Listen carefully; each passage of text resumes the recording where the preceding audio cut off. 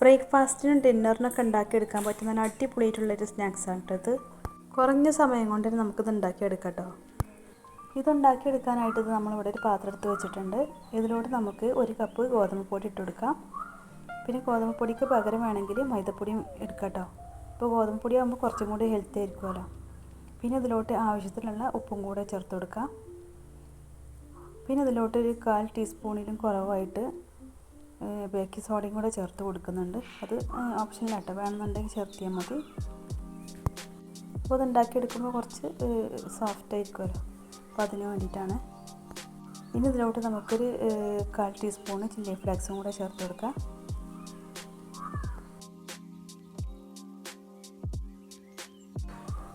Chilli ഫ്ലേക്സും കൂടെ ചേർത്ത് കൊടുത്തതിന് ശേഷം നമുക്ക് ഇത് നന്നായിട്ട് തന്നെ ഒന്ന് ഇളക്കി യോജിപ്പിച്ചെടുക്കാം.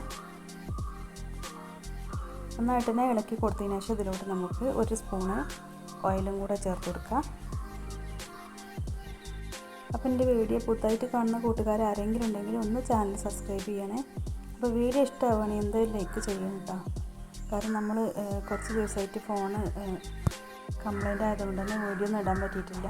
അപ്പോൾ വ്യൂസൊക്കെ പറ്റ കുറവായിട്ടുണ്ട് കേട്ടോ. അപ്പോൾ ഒന്ന് സപ്പോർട്ട് ചെയ്യണേ. ഇനി ഇതിലോട്ട് ആവശ്യത്തിനുള്ള വെള്ളം കൂടെ ചേർത്തിട്ട് നമുക്ക് നന്നായിട്ട് തന്നെ ഒന്ന് കുഴച്ചെടുക്കാം. നമ്മൾ സാധാരണ ചപ്പാത്തിക്കൊക്കെ കുഴച്ചെടുക്കില്ല, ആ ഒരു പരുവത്തിലാണ് നമുക്കിത് കിട്ടേണ്ടത്. അപ്പോൾ ആവശ്യത്തിനനുസരിച്ചുള്ള വെള്ളം ഒഴിച്ചിട്ട് കുഴച്ചെടുക്കാം. അപ്പോൾ നന്നായിട്ട് തന്നെ കുഴച്ചെടുത്തിട്ടുണ്ട് കേട്ടോ. ഇനി നമുക്കിത് ഒരു 10 മിനിറ്റ് സമയം ഒന്ന് റെസ്റ്റ് ചെയ്യാനായിട്ട് മാറ്റി വെക്കാം.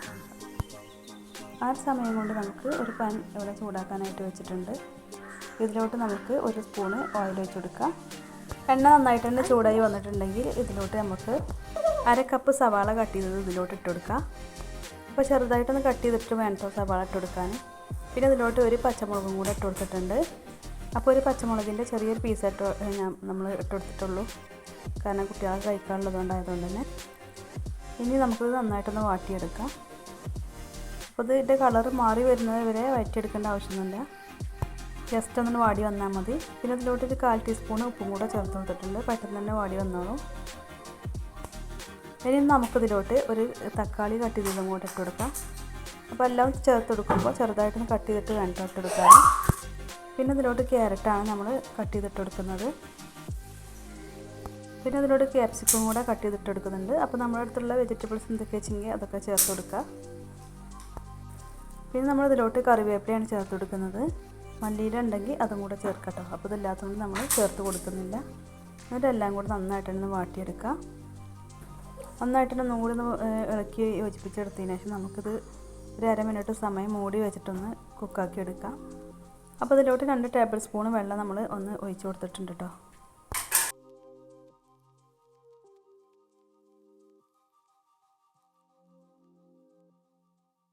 ഇത് കുറച്ച് സമയം നമ്മളൊന്ന് മൂടി.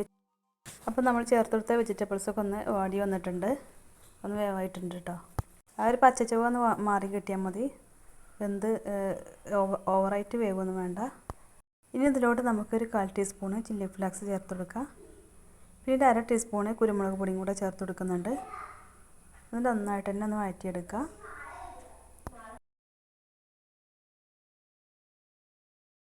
പിന്നെ ഇതിലോട്ട് നമ്മൾ ഒരു പൊട്ടാറ്റോ ഒന്ന് ഗ്രേറ്റ് ചെയ്തെടുത്തിട്ടുണ്ട്, അതും കൂടെ ചേർത്ത് കൊടുക്കുകയാണ്. ചെറിയൊരു പൊട്ടാറ്റോ ആട്ടോ നമ്മൾ എടുത്തിട്ടുണ്ടായിരുന്നത്.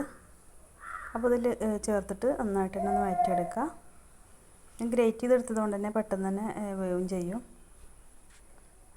പിന്നെ 2-3 പീസ് ചിക്കൻ നമ്മൾ കുറച്ച് കുരുമുളക് പൊടിയും ഉപ്പും കൂടി ചേർത്തിട്ട് നന്നായിട്ട് വേവിച്ചെടുത്തിരുന്നു കേട്ടോ.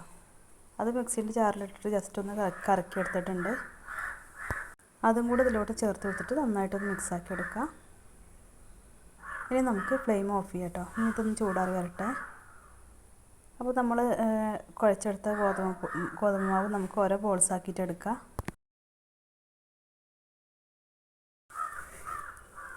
ഇനി നമുക്ക് ഓരോ ബോൾസും ഇതുപോലെ ഒന്ന് പരത്തിയെടുക്കാം. അപ്പോൾ അത് ഒട്ടിപ്പിടിക്കാതിരിക്കാൻ വേണ്ടിയിട്ട് പരക്കുമ്പോൾ കുറച്ച് ഓയിലൊന്ന് ബ്രഷാക്കി കൊടുത്തിട്ടുണ്ട്. ഇനി നമ്മൾ ഏത് ഷേപ്പിൽ വേണമെങ്കിലും പരത്തിയെടുക്കാം കേട്ടോ. കറക്റ്റ് റൗണ്ട് ഷേപ്പിലാവണമെന്നില്ല. അപ്പോൾ ഞാൻ ഇതുപോലെ ഒന്ന് പരത്തിയെടുത്തിട്ടുണ്ട്. ഇനി നമ്മൾ ഉണ്ടാക്കിയെടുത്ത ഫില്ലിങ് ഇതിൻ്റെ ഉൾഭാഗത്തായിട്ട് വെച്ചെടുക്കാം. ഇതുപോലെ നീളത്തിൽ വെച്ചെടുത്തിട്ട് ഇതേപോലെ ഒന്ന് മടക്കിയെടുക്കാം കേട്ടോ. എന്നിട്ട് ഇതുപോലെ ഒന്ന് ചുറ്റിച്ചെടുക്കുക. അപ്പോൾ ബാക്കിയുള്ളത് നമുക്ക് ഇതേപോലെ ആക്കിയെടുക്കാം കേട്ടോ. അപ്പോൾ ഇതെല്ലാം ഇതുപോലെ ചെയ്തെടുത്തിട്ടുണ്ട്. ഇനി നമുക്കിത് ഫ്രൈ ആക്കി എടുക്കാൻ വേണ്ടിയിട്ട് ഇതാ കുറച്ച് ഓയിലൊന്ന് ഒഴിച്ച് കൊടുത്തിട്ടുണ്ട് കേട്ടോ. നമ്മളിത് ഡീപ്പായിട്ട് ഫ്രൈ ആക്കി എടുക്കേണ്ട ആവശ്യമൊന്നുമില്ല. ജസ്റ്റ് ഒന്ന് ശാലോ ഫ്രൈ ചെയ്തെടുത്താൽ മതി. അപ്പോൾ ലോ ഫ്ലെയിമിൽ തന്നെ ആക്കി കൊടുത്തതിന് ശേഷം നമുക്ക് ഇതിലോട്ട് ഓരോന്നായിട്ട് ഇട്ടെടുക്കാം. ലോ ഫ്ലെയിമിൽ തന്നെ വെച്ചിട്ട് നമുക്കിത് തിരിച്ച് മറിച്ചിട്ടിട്ടൊന്ന് ഫ്രൈ ആക്കി എടുക്കാം. അപ്പോൾ ഇത് ഒരു ഭാഗം ആയിട്ടുണ്ട്, നമുക്കൊന്ന് മറിച്ചിട്ട് കൊടുക്കാം. അപ്പോൾ ഇത് 2 ഭാഗം ഫ്രൈ ആയിട്ടുണ്ട്, നമുക്ക് എണ്ണയിൽ നിന്നും കോരി മാറ്റാം.